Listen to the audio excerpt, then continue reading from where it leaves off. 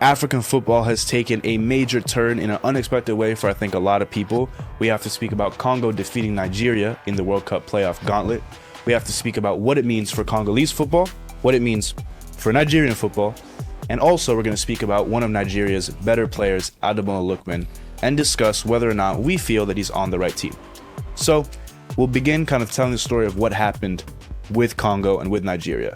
African football was granted 9 straight qualification spots into the World Cup. 9 groups, the first place team in each group went directly to the World Cup. Then, the 4 best runner-ups in those 9 groups were moved into a playoff bracket. Nigeria, Gabon, Cameroon, and Congo.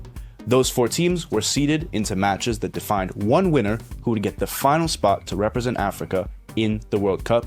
However, that team still has to go on and win 2 games. We have finally seen the outcome of that, with Congo defeating Nigeria in a final on penalties. What an incredible story. But guys, what does this mean, first of all, for Congo as a nation? I know a lot of people want to talk about Nigeria, but let's get into Congo first. What does it mean for them as a footballing country? No, it's a moment. To be able to go to the World Cup is always a blessing, to be able to perform at the national stage. And it's something that honestly brings the diaspora together as well. Yeah. I was telling you guys that friends that are in North London, they're definitely shouting, and they said they lost their voice on Sunday, due to that level of celebration. So it's beautiful to see, and in a very, nice way, beating a very historic football nation in Nigeria as well. No, I think they just continue to be one of the better underdog stories in Africa in terms of their performance as well at the recent AFCON, just their ability to grow so much so quickly as a footballing nation, especially with the way they've tapped in with their diaspora. So they're doing it right. They're setting an example for other African countries, and just major congrats to them, especially with everything they're going through as well in that nation. In 2 more games, and they have a chance to be at the World Cup. So big congrats to Congo.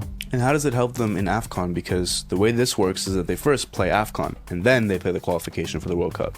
So how does this confidence in beating Nigeria, which on paper is one of the better African teams on the continent, I understand they didn't have the greatest qualification run, but on paper the talent they have, which we'll get into, is quite high. How does this help Congo at AFCON? How does the knowledge of them being able to beat Nigeria work for them?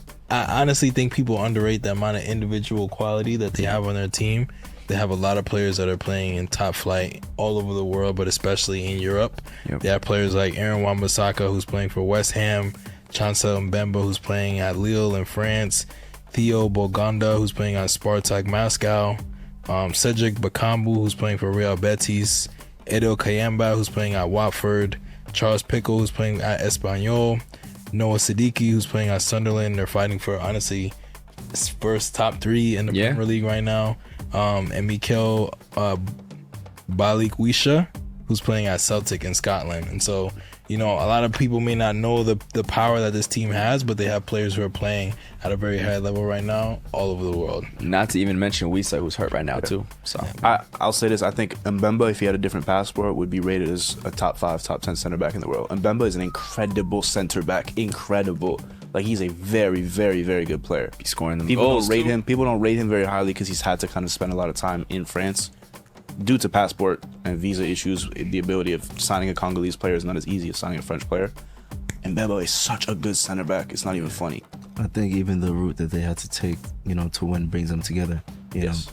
Penalty shootouts, I don't know if you guys have been involved. Yeah. But those definitely are ones where if you win, you fight for each other on the pitch. And so it's a good way for them to obviously come together, try out new tactics if they need, new ways to obviously operate the team. And then less than 6 months later, we're back at it again.